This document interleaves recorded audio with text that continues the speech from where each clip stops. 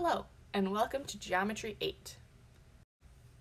My name is Morgan Cronin. This will be my third year teaching geometry at MMW, and prior to that I taught second grade in Chaska. This presentation will give you a little bit more information about the course itself, the supplies that you will need, and some information about myself. As I said before, my name is Morgan Cronin. I graduated from Gustavus Adolphus College and am one semester away from finishing up my master's through Penn State. When I'm not working at school, I work for the Girl Scouts on weekends, writing curriculum, working at summer camps, etc., etc. My mother, who is right here, is a nurse educator. My brother's a nurse, and then my father works in sales, so he's kind of the odd one out, doesn't really do anything with people, I guess. Well, I guess he does. And we're pretty close. I currently live in an apartment with a childhood friend, and I also have a cat. His name is Professor Pudding, and there he is on his 13th birthday. He's 14 now, but I don't have a better picture yet. The highlight of my summer was spending a week in Georgia, where we happened to stumble across a bunch of newly hatched sea turtles, so we got to watch them make their way to their ocean, and there's one of them right there.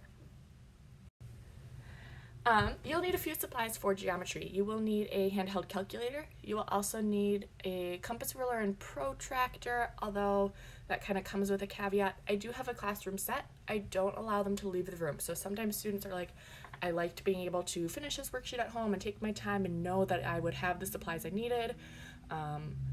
Or I liked not having to share a compass, or I just liked that my protractors were nicer than Miss Cronin's, and that's totally fine. The other thing that I did not edit from last year on this slide, and I should have, is you will need headphones. Any type works. I don't care if they're earbuds or whatever. The first lesson of each unit will be through a video, and I will cover more of that in class on Tuesday about why that is, but you will need a set of headphones. You will need a handheld calculator for this class.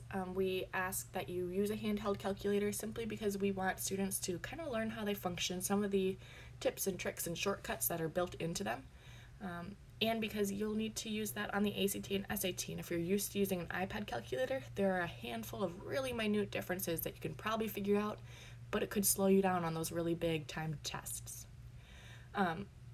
In a pinch, I absolutely would allow for a student to use an iPad calculator. I will never allow for a phone to be used as a calculator. Any of the calculators are pictured here will absolutely work. You also can get by just with any calculator in geometry as long as it says sine, cosine, tangent somewhere on it. Okay, so look for those buttons. If they're on it, you're good. I know especially these three calculators are really expensive. My biggest trick, especially as you are heading into higher algebra where you absolutely need a graphing calculator, is to watch sales. I know Target has a pretty good one. Walmart usually does as well. You also can get them refurbished through Amazon, and they usually work just fine. So look there as well.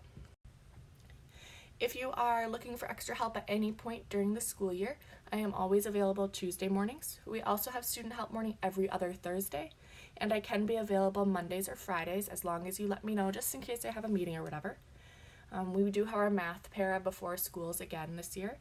He is in every morning except Tuesdays, and I will give you more information about which room to go to on the first day of school. I can also be around after school as long as you give me a heads up. Again, just in case I have another meeting already scheduled. I try to include video links at the end of each lesson, as well as example problems and solutions on Schoology. Khan Academy, YouTube, etc., are also really great resources to turn to in a bind. Students will be doing daily quizzes in class. We will be doing a lot of projects, a lot of hands-on activities. I will not be collecting their worksheets, but the expectation is they're working from bell to bell when they are in math class. Students should plan to spend half an hour studying, so whether that's finishing the practice pages or reviewing the quiz that they did that day in class, or working a little bit on their project, or studying for an upcoming test. So about half an hour a night on that. If they ever get to 45 minutes where they're just working on one thing, just trying to finish a quiz, and they just cannot pass this quiz, or they just cannot solve this problem, and it's 45 minutes, have them stop and email me. I'm not going to dock points for a kid doing that because it tells me that I either didn't teach it well enough, they missed something big, or I gave them a problem that is simply too hard for where they're at right now, and I need to go back, connect with that kid, and do a little reteaching. So 45 minutes, have them stop, shoot me an email. They're absolutely not going to lose points. Their grade's not going to be hurt. I'm not going to be mad. It's just going to be like, okay, great, I'm going to check in with you tomorrow. I do accept late work without penalty. The deadline is the end of each quarter. I also offer retakes after each test, and I'll have more details about that after our first test. If a student is missing 3 or more assignments, so assignments that I'm actually collecting, so typically that is quizzes and projects.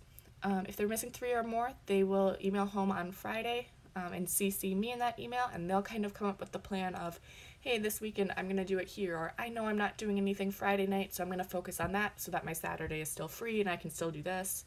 That way it's on your 8th grader, not on you lovely parents. And then if they are falling further behind, they're not making progress, they're not catching up, I'll give you a call home that following Wednesday. If you have any questions or concerns, go ahead and shoot me an email. That email address will also be at the top of our Schoology page once you all have access to that, so you can look for it there.